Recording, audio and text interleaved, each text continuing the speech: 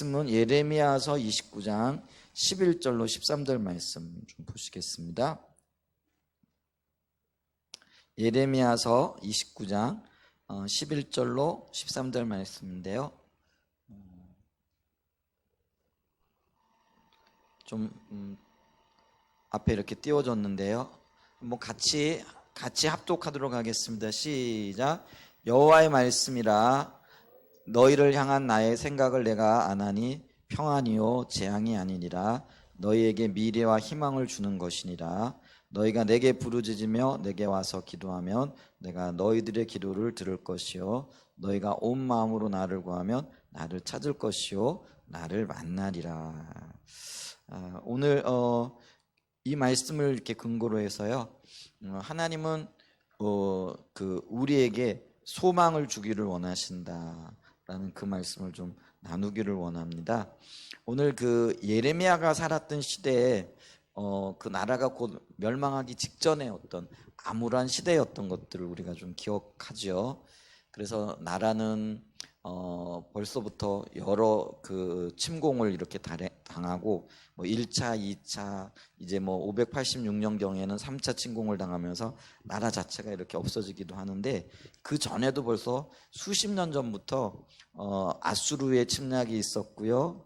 또 그 바벨론의 느부갓네살 왕의 침략이 1차, 2차에 걸쳐서 이미 진행되어지고 있었기 때문에 상당수의 사람들이 포로로 잡혀가기도 하고 또 삶의 기반을 잃어버렸던 이제 그런 어떤 암울한, 그래서 곧 나라가 망하게 되어질 거라는 하나님의 말씀도 있고, 또 한편으로는 그 하나님께서 세우신 나라이고 하나님의 성전이 아직까지도 예루살렘에 있고 또 다윗의 왕위가 영원하리라 하는 그 약속의 말씀이 있기 때문에 지금 다윗의 후손이 다스리고 있던 때죠. 그때가 이제 시드기야 왕 때잖아요. 그렇기 때문에 이 나라가 망하지 않을 거라라고 이렇게 주장하는 사람들도 있었기 때문에 사람들이 갈피를 잡지 못하죠. 그러니까 하나님의 그 예언의 말씀을 들은 예레미야 선지자는 참 선지자입니다. 나라가 망할 테니까 대비하고 준비해라.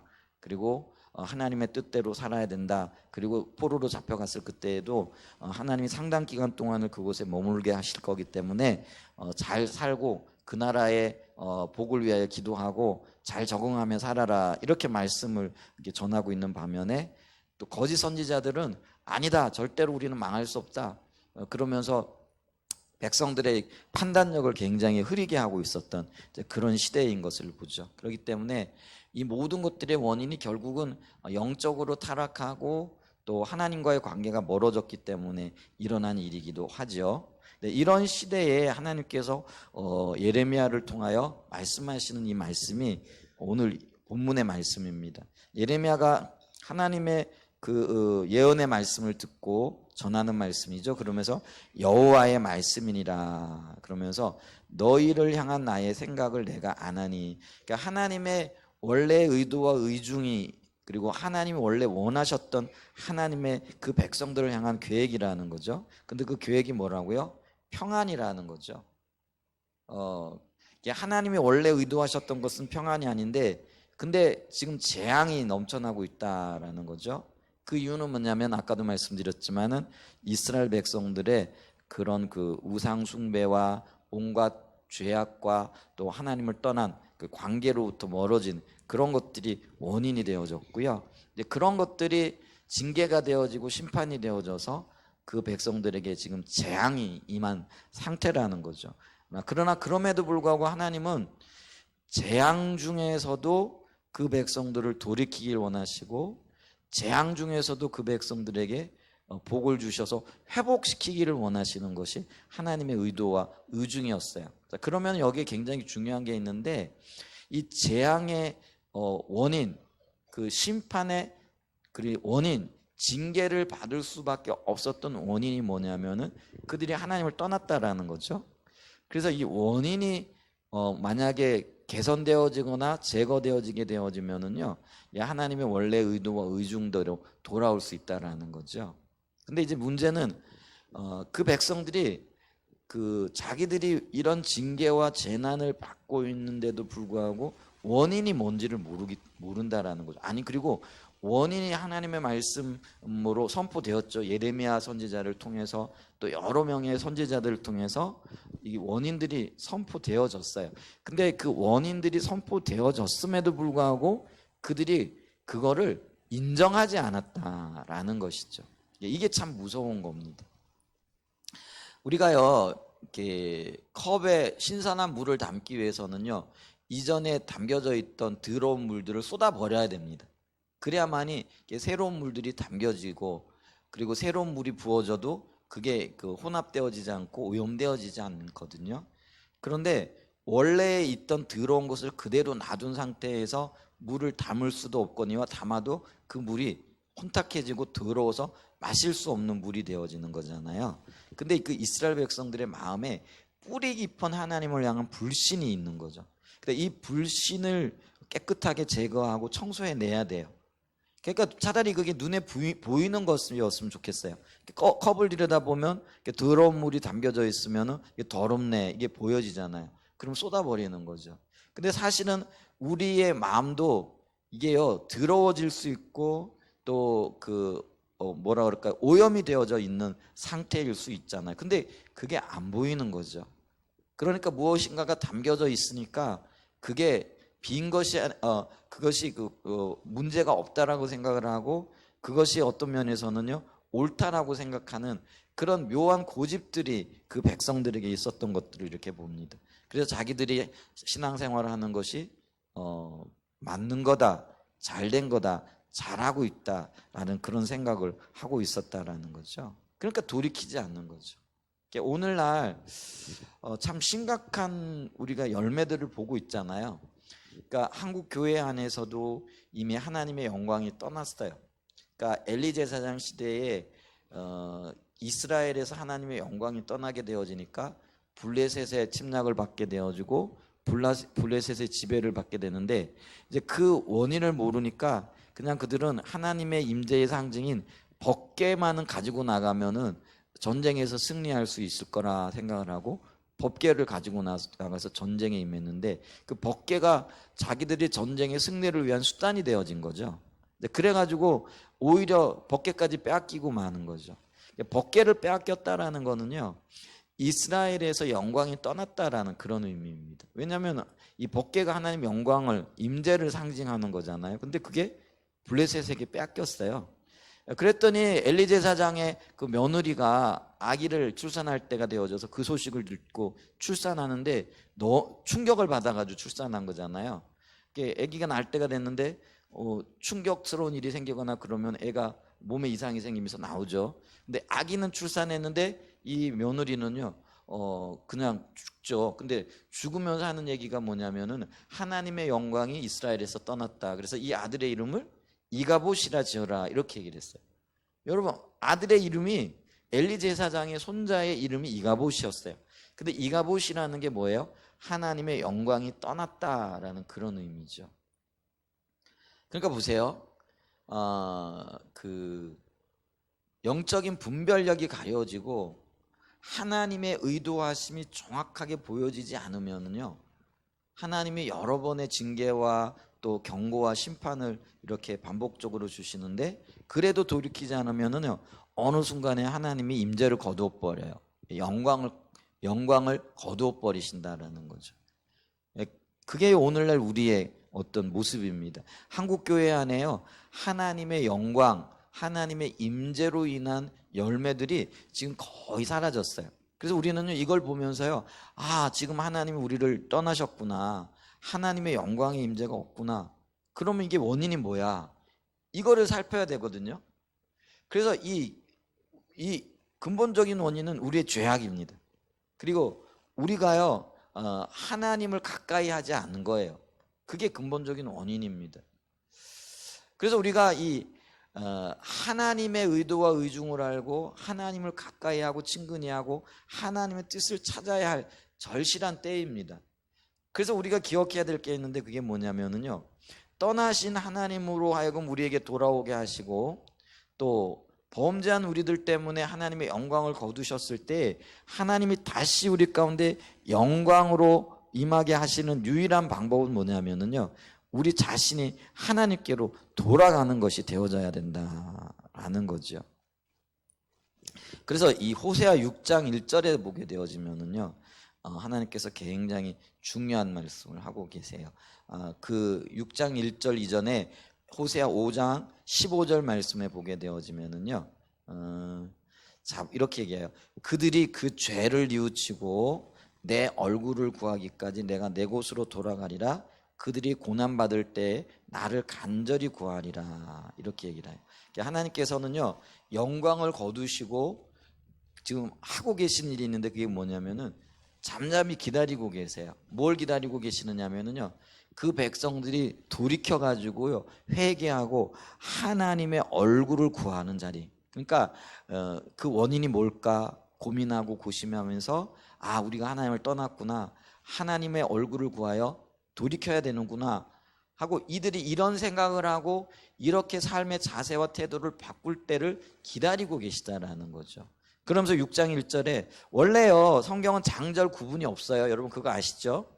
그렇기 때문에 그 성경의 장절 구분은요, 1500년경에 성경을 좀 편안하게 읽고 연구하기 위해 가지고요, 후대에 학자들이 붙인 거예요. 원래는 성경은 장절 구분이 없어요. 그냥 편지처럼 쭉 쓰여져 있는 거예요. 그러니까 호세아 5장 15절과 6장 1절이요 계속 이어지는 말씀이라는 거예요.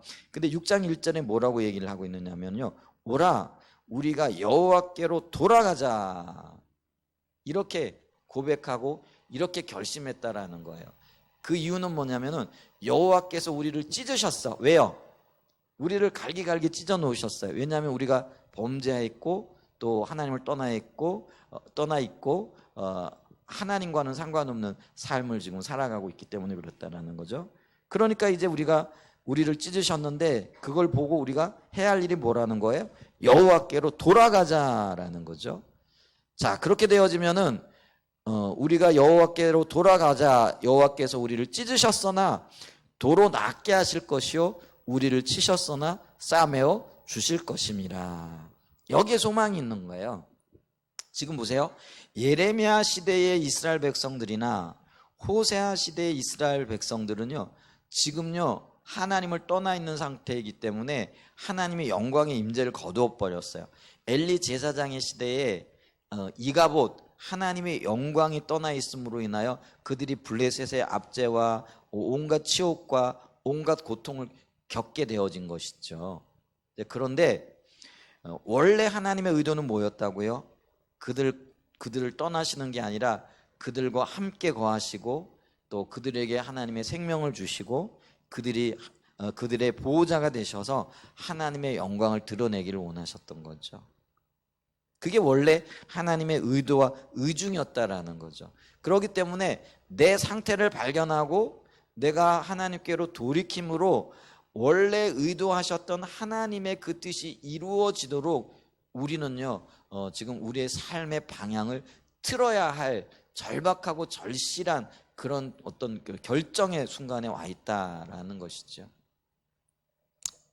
이제 주님 오실 때가 가까웠기 때문에요, 혼란과 혼돈은 점점 더 커질 거예요. 그리고 우리의 어떤 영적인 눈과 귀를 가리는 수많은 어떤 미혹과 유혹들이 훨씬 더 크게 우리 가운데 다가올 거라는 거죠. 자, 그랬을 때 우리가요 어떻게 해야 될 것인가? 깨어 있어야 돼요. 그래서 예수님은요, 예루살렘의 딸들아 나를 위해 울지 말고 너와 내 자녀들을 위하여 울라라고 말씀을 하고 계시거든요. 근데 자녀들을 위하여 울고 너를 위해 울라는 건 어떤 의미일까요?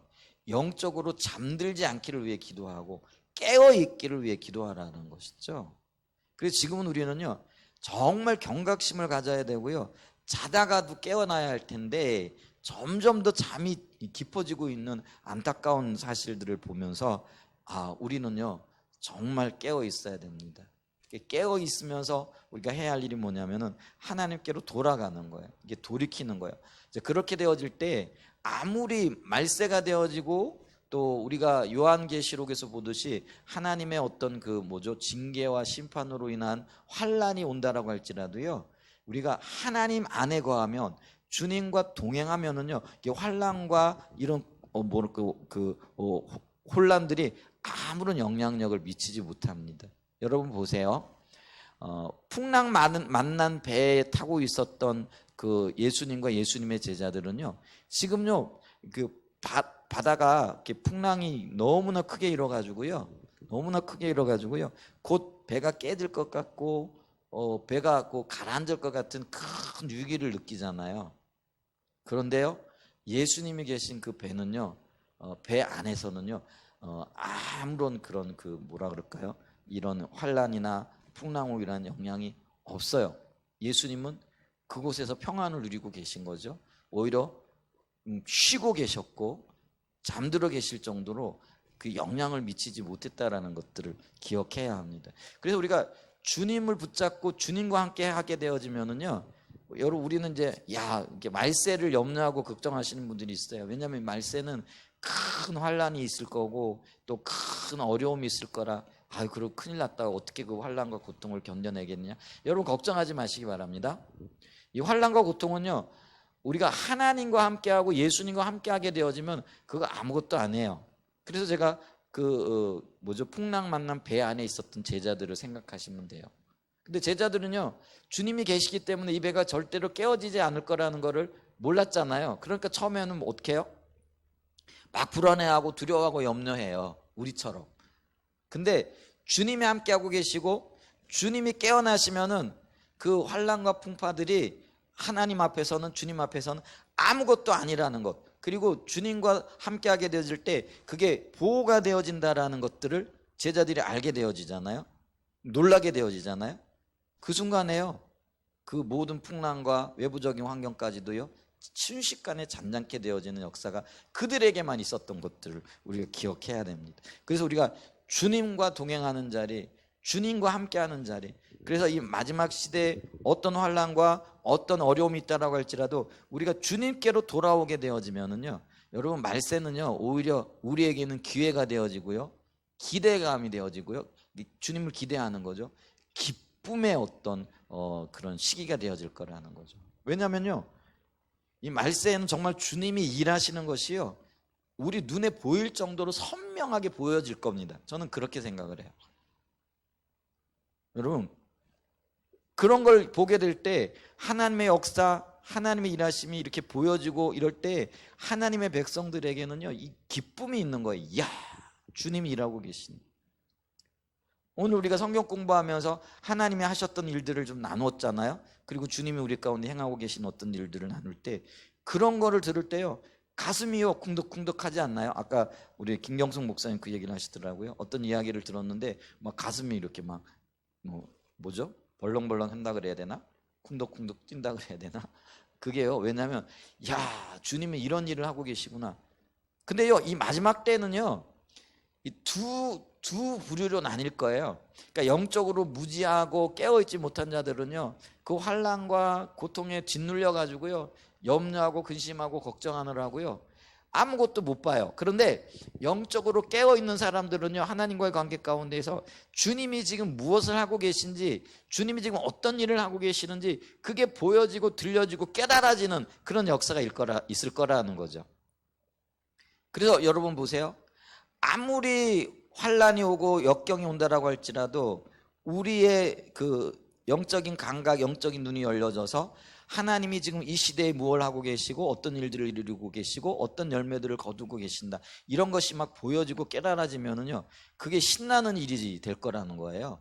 오히려 기대하고 정말 그 주님 행하시는 그 일 때문에요, 신나는 역사가 있고요, 감사하게 되어지고 기쁨이 넘치는 그 일들이 있게 되어질 거라는 것이죠.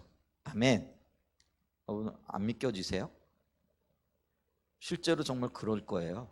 그래서 여러분 있잖아요, 이게 마지막 시대에는요, 영적으로 잠자는 자들과 깨어있는 자들이 명확하게 구분되어질 거예요. 그리고 잠자는 자들과 깨어있는 자들에게 이렇게 닥치는 일이라 그럴까요? 경험되어지는 것은요, 역사 이래로 정말 다르게 되어질 거예요. 여러분 그걸 우리가 기대해야 돼요. 그렇기 때문에 우리가 깨어 있어야 돼. 근데 깨어 있기 위해서는 돌아와야 된다라는 거죠. 여러분 보세요. 오늘 그러니까 다시 예레미야서로 돌아가게 되어지면은 하나님의 원래 의도는 평강이라는 거예요. 재앙이 아니라는 거예요. 우리에게 미래와 희망을 주는 것이라는 거예요.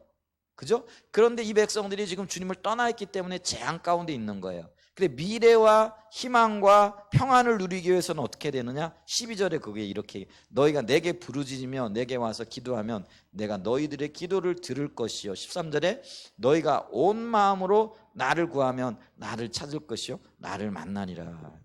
이건 거예요. 자 보세요. 자기의 처지와 형편을 보면서 내가 하나님을 떠나 있다라는 것이 깨달아져서 영적으로 잠자던 자들이 일어난 걸 얘기하는 거예요. 일어나서 주님께로 돌아오면은, 주님을 찾으면은, 온 마음으로 하나님을 구하면은 어떤 일들이 일어난다라는 거예요. 하나님을 만나게 되어지고 찾은 바 되어지고, 그래서 하나님이 나에게 평안이 되어지고 미래가 되어지고 희망이 되어진다라는 것이죠. 여러분 절망의 땅에 서 있지만은요, 이 절망의 땅이 하나님이 역사하시고 하나님이 일하시는가에 따라서 절망이 되어질 수도 있고요, 또 소망이 되어질 수도 있다라는 것을 우리가 기억해야 됩니다. 여러분 이 이야기를 제가 모세를 통해서 좀 풀어가기를 원하는데요. 출애굽기 3장 1절에 보면은요, 하나님께서 모세를 광야로 이렇게 보내셔가지고 그 절망 중에 있던, 그러니까 종살이를 하고 있던 이스라엘 백성들을 건져내시기 위한 계획을 펼쳐가시는 그 서막이 지금 시작이 되어지고 있잖아요. 그런데 출애굽기 1장에 보면은 이렇게 얘기를 해요. 모세가 그의 장인 미디안 제사장 이드로의 양떼를 치더니 그떼를 광야 서쪽으로 인도하여 하나님의 산 호렙의 이름에, 이렇게 얘기를 합니다. 호렙산이 이렇게 나오죠. 근데 모세가 양을 치다가 풀을 쫓아 이렇게 가다 보니까 의도한 것이 아니고요, 호렙산의 기슭에 이르게 되어졌다라는 것이죠. 이 호렙산은요, 신의 산의 다른 이름으로 하라보에서 유래되어졌어요. 근데 이 호렙의 의미가 뭐냐면 황폐한 지역, 이런 의미입니다. 그러니까 이게 호렙산이 광야에 있잖아요. 그러니까 광야 자체가 굉장히 황폐한 지역이죠. 그래서 이 광야의 기온이 낮에는 50도, 밤에는 10도, 이 정도래요. 그러니까 기온차가 하루에 40도가 나는 거죠. 여러분 우리요, 여름철에 기온차가 한 10도 15도만 나도 일교차가 심하다고요, 막 감기 걸리고 막 뭐 난리 나잖아요. 근데 일교차가 40도 이렇게 생기면은요, 이게 사람이 밤에요 얼어 죽는 일이 생기는 거예요. 그러니까 낮에는 너무 뜨거워가지고 죽고 밤에는 너무 추워가지고 죽는 거예요. 그러니까 일교차가 40도가 나기 때문에. 그러니까 사람도 이렇게 견디기 힘들고 살기 힘든데 식물들, 나무들, 생물들, 그 열악한 환경 가운데서 살기가 굉장히 힘들겠죠. 그러니까 이 땅은요 굉장히 메마른 땅이에요. 그리고 황폐한 땅이에요.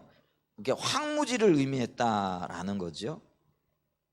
자, 그랬을 때 모세의 입장에서 보면은요, 모세가 미디안 광야에서 호렙산 주변에 이렇게 살아갔을 때 그 땅, 그 산은요 40년 동안 불모의 땅, 버려진 절망의 산이었다라는 거예요.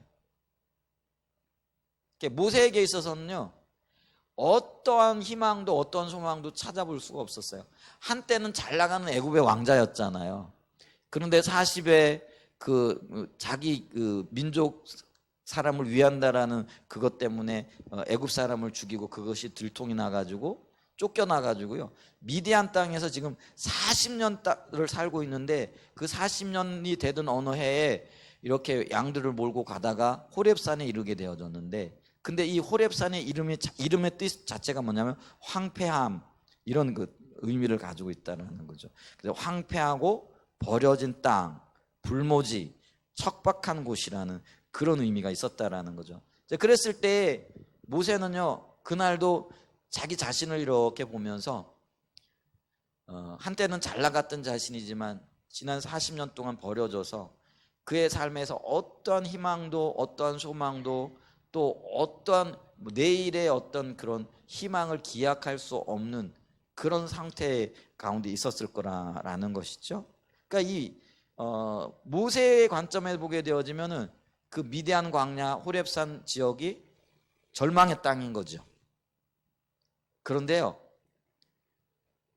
과연 하나님이 보실 때도 그 호렙산이, 그 미디안 광야가, 그 황폐한 지역이 절망의 땅이었고 또 고난의 땅이었고 소망 없는 땅이었겠느냐라는 것이죠. 전혀 그렇지 않더라는 거예요. 여러분, 하나님의 관점에서 이 호렙산은요 정말 그 기회의 땅이에요. 어떤 기회의 땅이냐면요, 자기 멋대로 뭐라 그럴까요? 자기 인생을 살아가던 그 망나니 같은 모세, 표현이 좀 그래요. 자기 뜻대로 살아. 그 망나니 같은 모세를 몰아놓고 훈련시키고 성숙시키고 또 뭐예요? 단련시키는 훈련의 땅이죠. 여러분, 우리가요 군사 훈련도 하고 우리가 어떤 연습을 하는 이유는 뭐예요? 훈련으로 끝나려고 하는 게 아니에요. 그 훈련을 통해 가지고 어떤 목적을 성취하려고 하는 거죠. 그렇기 때문에요, 훈련이 고난이 아니고 고통이 아니에요. 그 훈련이 기회가 되어지는 거잖아요. 그죠? 그러니까 여러분 보세요. 모세의 입장에서는 이 미디안 땅이 너무나도 치욕스러운 땅인 거죠. 절망의 땅이고 너무나 광야이죠. 근데 하나님이 보실 때는 뭐예요? 이 광야가요, 하나님의 목적을 이루기 위하여 그 일을 감당할 사람을 훈련시키는 기회의 땅이요, 미래의 땅이요, 희망의 땅이라는 것이에요. 그야말로 하나님의 산이 되어진 거예요. 그래서 여러분 보세요. 시내산이 나중에 애굽에서 이스라엘 백성들이 이렇게 애굽에서 벗어나 가지고 호렙에 이르게 되어지고 시내산이잖아요. 그 시내산에서 하나님의 영광을 보는 거예요. 그리고 그 시내산에서 하나님의 율법을 수여받게 되어지는 거예요. 여러분 보세요. 모세의 입장에 봤을 때는 그것이 절망의 땅이고 절망의 산이었는데, 하나님은 그 산이 기회의 산이고 영광의 산이고 하나님의 목적을 이루는 산이 되어졌다라는 것이죠. 여러분, 그래서 우리가요 이걸 기억해야 됩니다. 환경 혹은 우리에게 이루어지는 어떤 일들은요, 어떤 면에서 보면 역설적이게도요 중립적이라고 할 수 있어요. 표현이 좀 그렇죠. 그게 좀 이해가 잘 안 돼요. 그러나 이게 영적인 눈을 떠서 이렇게 보게 되어지면은요, 우리의 환경이 문제가 아니잖아요. 근데 그 환경을 어떻게 감정이입을 하느냐 혹은 어떻게 그걸 바라보느냐가, 그것이 우리에게 영향을 미쳐요. 그래서 이 환경을 바라보면서 아이고 재수가 없어, 아이고 왜 이렇게 힘든 거야, 아이고 하나님은 왜 나를 이런 환경 가운데 몰아놓고 나를 이렇게 고통스러워 하시는 거야. 그러면 이 환경은 나에게 절망의 땅이 되어지고요, 고난의 그런 연속이 되어지는 겁니다. 반면에 하나님은요, 하나님이 눈을 열어보게 되어지면은요, 나에게 닥쳤던 그 환난이 하나님의 영광을 드러내며 하나님의 목적을 이루기 위한 훈련장이 되어지는 거잖아요.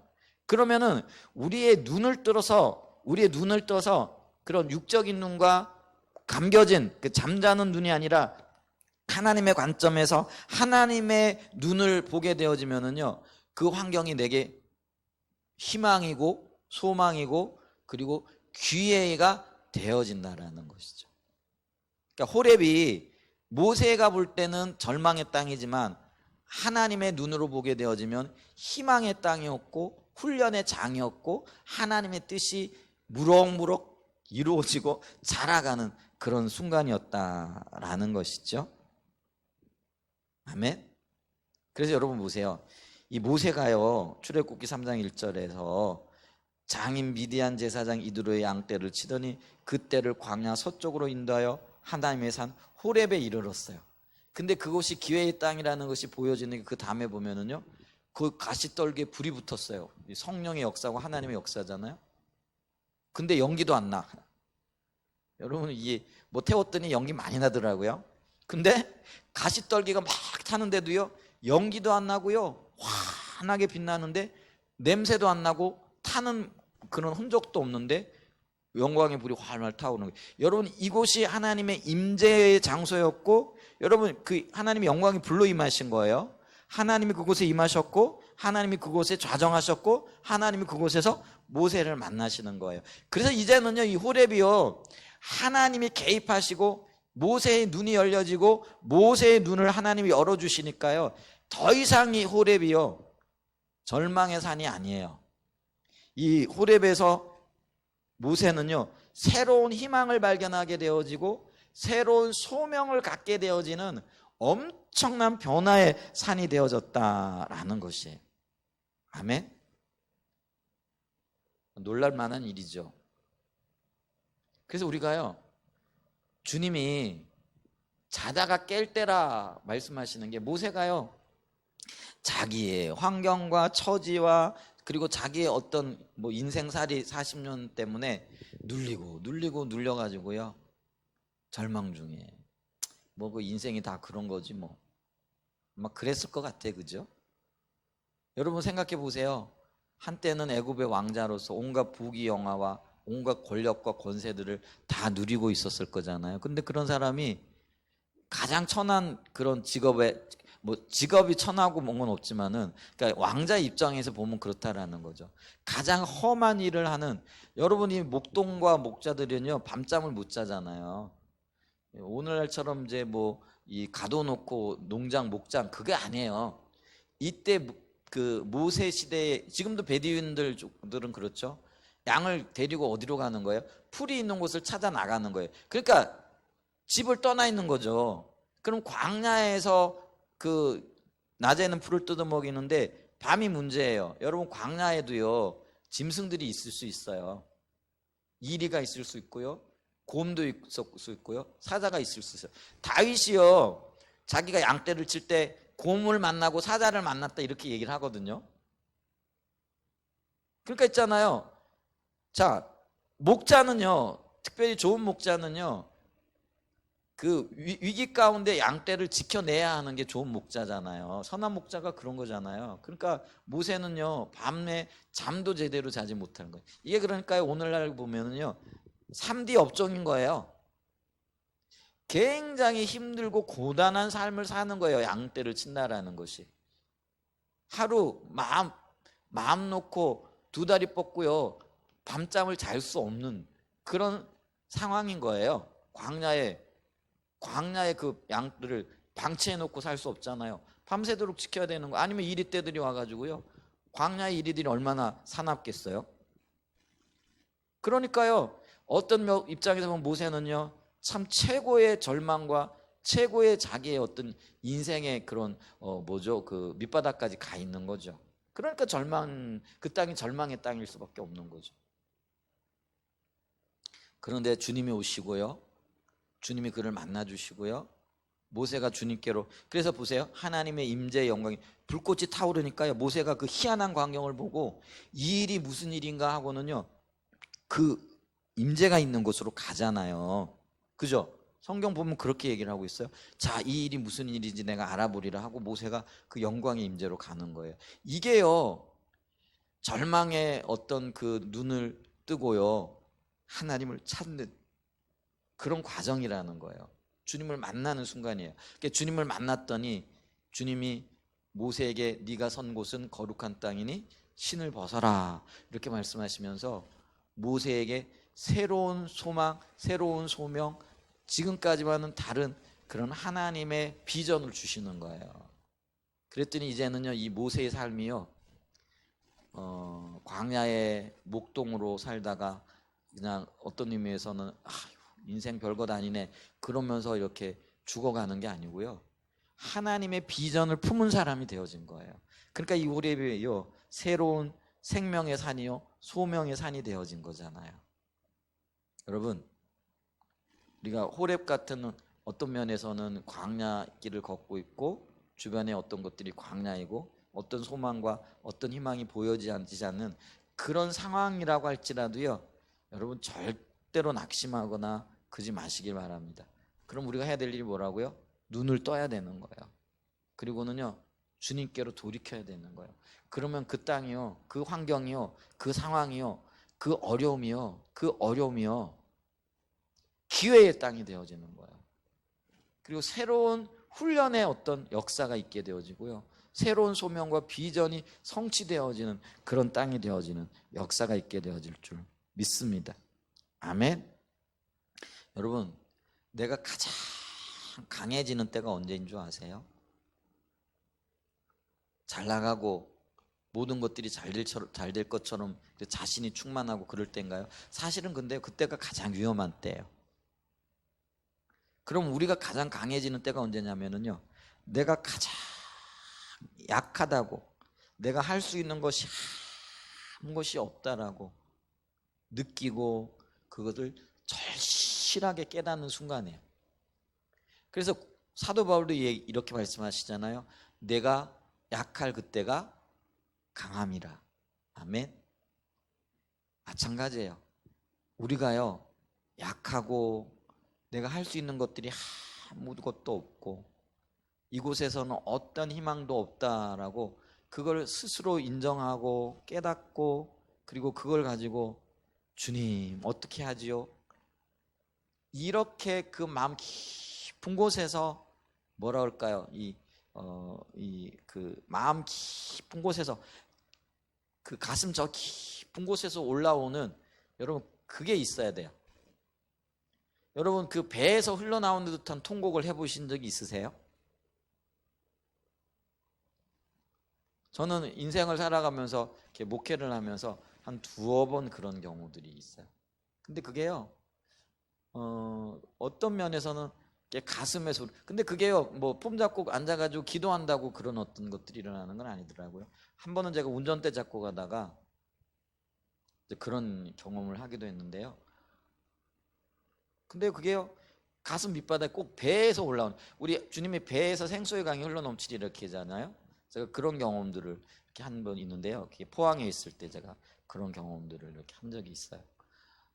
근데 그때가 언제냐면요, 주님 도대체 이게 뭐죠? 내가 할 수 있는 게 뭐죠? 아무것도 할 수 있는 게 없는데요.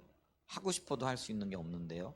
이런 어떤 것들이 절실히 깨달아지게 되어질 때요, 다 그게 내려지게 되어지고요, 가장 내가 약한 순간이라는 것을 깨닫게 되어지는 거예요.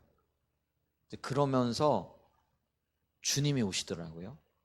그러면서 그 배에서부터 통곡이 올라오는데요. 근데 그 통곡은요, 주님이 들으시는 통곡이에요. 제가 이렇게 돌아보면서, 근데 매번 그랬으면 좋겠는데요, 그런 경우들은요 없더라고요. 제가 이렇게 보면서 한두 번 정도, 그때가 가장 강력했고요. 한 뭐 그 외에 그런 어떤 비슷한 어떤 경험들이 이렇게 있어요.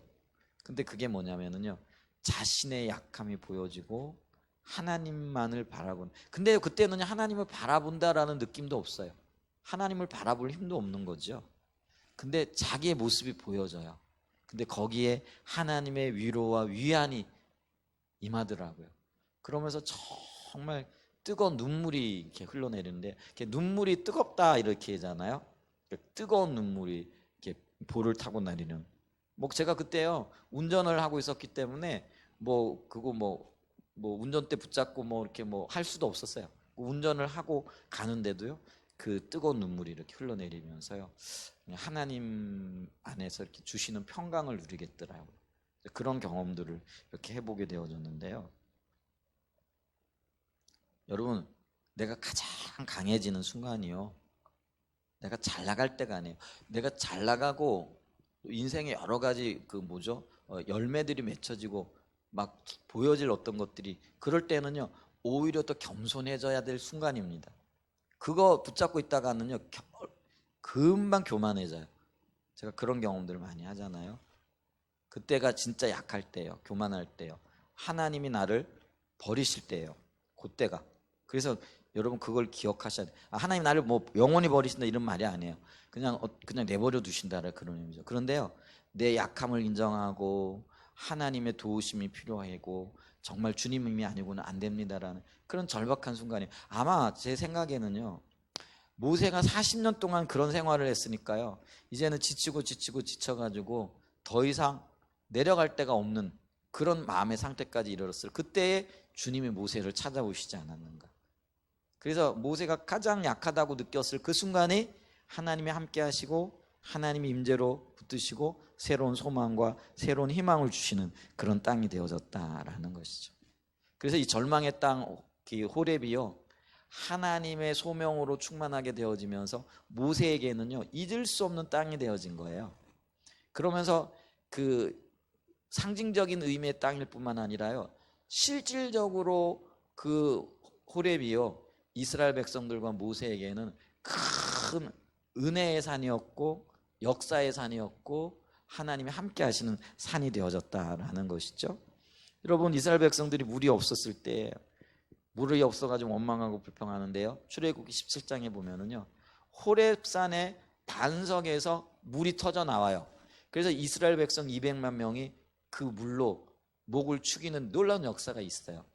반석은 예수 그리스도죠. 예수 그리스도를 통하여 물을 공급받고 생명을 공급받게 되어지는데, 그게 어디서 있었다고요? 호렙산에서 있었다, 이렇게 얘기를 해요. 그리고 이 호렙산 시내산에서요 모세가 하나님을 만나고 그 백성들이 하나님의 영광을 봐요. 놀라운 역사죠. 완전히 변화되어진 거죠. 그게 출애굽기 19장 33절에 쭉 보면은 시내산 언약이 수여되어지고 시내산에서 놀라운 하나님의 역사와 영광들, 그리고 주님의 의중과 의도가 더 분명해지고요, 그곳에서 하나님을 만날 장소, 그러니까 그게 성막이잖아요. 성막의 설계도가 나오고요, 구체적인 계획이 나옵니다. 그게 호렙산 시내산에서 이루어진 일이잖아요. 후대에 오게 되어지면은요, 열왕기상 19장에 보면은 엘리야도요 사역이 너무 바쁘고 지치고 큰 일들을 감당해 가지고요 너무 지쳐버렸네요. 그래 가지고는요 그 뭐죠, 아방이 그 제시했던 그 뭐죠 850명의 거짓 선지자들하고 영적인 대결을 벌이고 난 다음에 너무 지쳐가지고요 순간적으로 절망하게 되어지죠. 그랬더니 하나님께서 호렙산으로 그를 인도하시잖아요. 근데 그 호렙산에서 속이는 영, 미혹의 영, 이세벨의 영이죠, 물리치고 다시 새로운 소명과 사명을 받게 되어지는. 그래서 여러분, 이 엘리야가요 호렙산에서 세미한 음성 중에 역사하시는 하나님을 만나고 난 다음에 그 전에 일했던 것보다도 훨씬 더 놀라운 일들을 합니다. 그 중에 가장 큰 일이 뭐냐면요, 후계자를 제대로 세우는 거예요. 엘리야의 후계자가 누구예요? 엘리사잖아요. 그래서 이 엘리사를 통해 가지고요 엘리야가 이루었던 일의 딱 2배를 이룹니다. 엘리사의 기도 제목이 그거잖아요. 주님의 엘리야의 영을 내게 주셔서 엘리야가 했던 것의 2배의 일을 내가 하게 해주세요. 그랬더니 성경에 보면 진짜로요 엘리야가 행했던 그 놀라운 역사, 엘리야가 행했던 일만 해도 너무나 놀라운데 그 일의 2배의 역사를 엘리사를 통해서 하나님이 일하시는. 그래서 여러분 보세요. 호렙이 절망의 산이 소망의 산으로 탈바꿈하게 되어지고 하나님의 영광이 나타나는 그런 놀라운 역사가 있게 되어진 거죠. 자, 다시 예레미야서로 돌아갑니다. 예레미야가 살고 있던 그 시기가 절망의 시기였어요.